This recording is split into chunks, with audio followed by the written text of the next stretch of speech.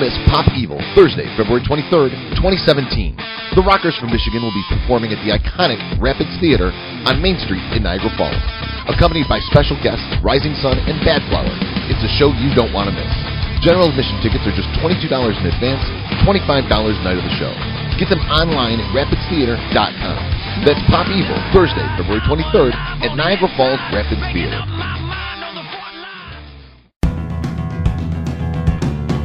Good afternoon. It's Friday, February 17th, 2017. For all Western New York news and radio, I'm Scott Leffler.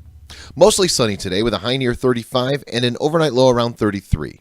Saturday will be mostly sunny with a high near 47. What's in the news?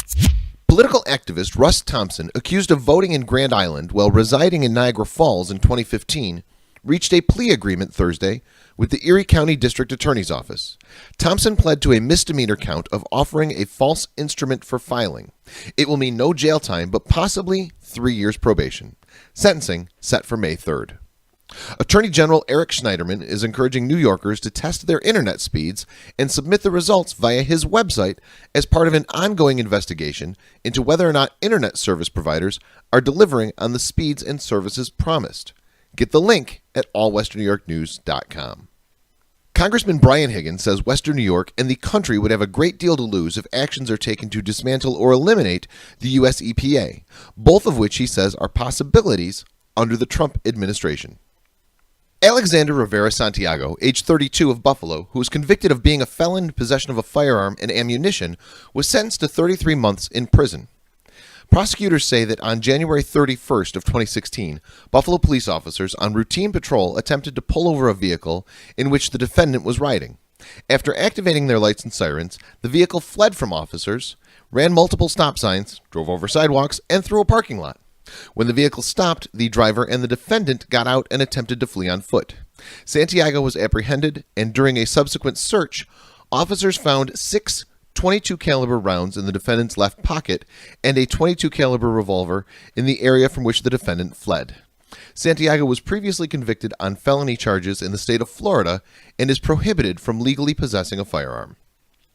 Ronald Anthony McCarter Jr., age 25 of Lackawanna, who was convicted of robbing a key bank in Lancaster in 2015, was sentenced to 27 months in prison. A federal grand jury has returned an 8-count indictment charging Michael Rozier, age 22, and Cody Cross Rozier, also 22, both of Lockport, with bank fraud and conspiracy to commit bank fraud. The charges carry a maximum penalty of 30 years in jail and a $1 million fine.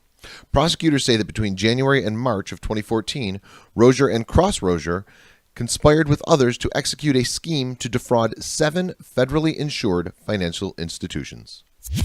Police news. A 38-year-old Olean man was charged Saturday with driving while intoxicated following a crash on I-86.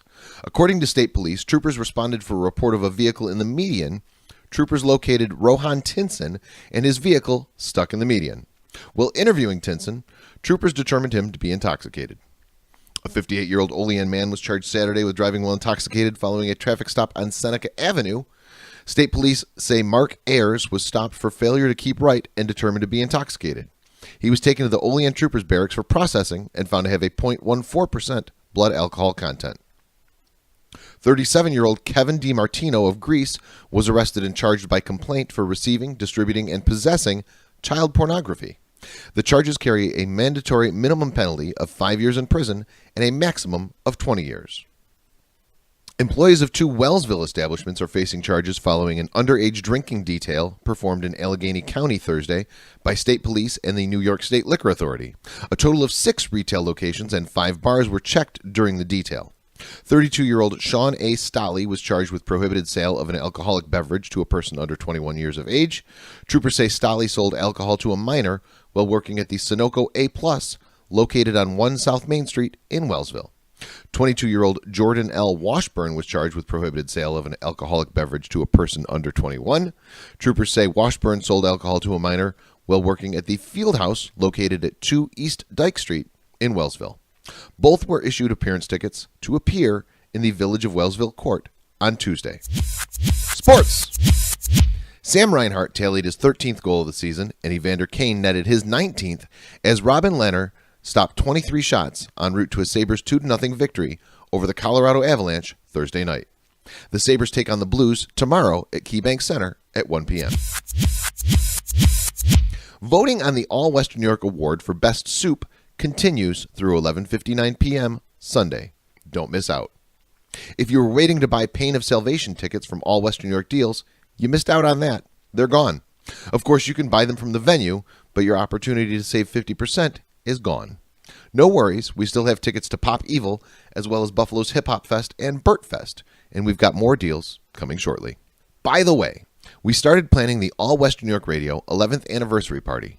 We're still working on the details, but the plans include 4 bands, some cake, and a smashing good time. Expect more information online tonight at allwesternnewyorkradio.com. Okay, that's the news for All Western New York News and Radio. I'm Scott Leffler. Have a great day.